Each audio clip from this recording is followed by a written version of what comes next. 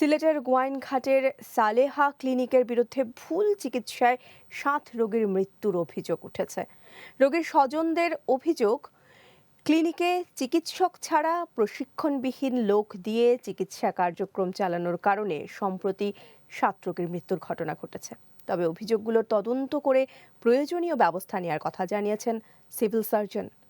সিলেট প্রতিনিধির পাঠানো তথ্য ও ছবিতে বিস্তারিত দেখুন ডেস্ক রিপোর্টে। দীর্ঘদিন ধরে অবৈধভাবে পরিচালিত ক্লিনিকটিতে নেই কোনো চিকিৎসক, নার্স, এমনকি নেই লাইসেন্স। এসব অভিযোগ পেয়ে ক্লিনিকের খবর সংগ্রহে গিয়ে হামলার শিকার হন 2 সংবাদকর্মী। ক্লিনিক মালিক এলাকার প্রভাবশালী হয় ভুক্তভোগীরা ভয়ে কেউ কথা বলতে না চাইলেও তাদের পক্ষে এবার মুখ খুলেছেন নূর হুসাইন নামে এক সচেতন নাগরিক। 20 তারিখে একজন মহিলা এই ডেলিভারির জন্য নিয়ে আসছে 2 দিন রাখার পরে পরবর্তীতে তারা মৃত ঘোষণা করছে। নার্সও সালেহা, এরপরে আপনার ডাক্তারও সালেহা, আয়াও সালেহা, ওই একই লোক। রোগীর স্বজনদের অভিযোগ, ওই ক্লিনিকে অপারেশন, সন্তান প্রসব সহ নানা রকম চিকিৎসা করা হয় ডাক্তার ছাড়াই। ফলে রোগীর অবস্থা জটিল হয়ে প্রায় মৃত্যুর ঘটনা ঘটছে। আমার চাচাতো বোন মারা গেছে ডেলিভারি রোগী।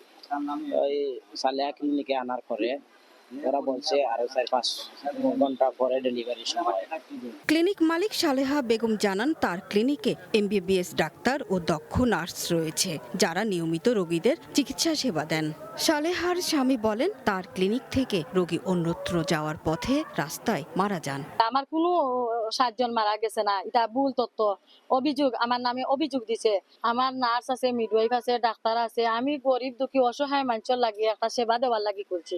রোগীর কোনো অভিযোগ নাই বা স্বামীর কোনো অভিযোগ নাই, রোগীর বাবার বাড়ির কোনো অভিযোগ নাই।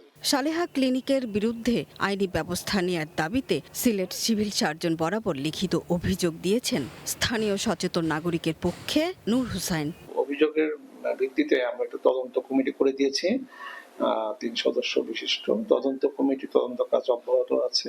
অবৈধ এই ক্লিনিকটি দ্রুত বন্ধ করা সহ সংশ্লিষ্টদের বিরুদ্ধে আইনি ব্যবস্থা গ্রহণ এবং এলাকার স্বাস্থ্যসেবা সুরক্ষায় জরুরি হস্তক্ষেপ চেয়েছেন ভুক্তভোগীরা।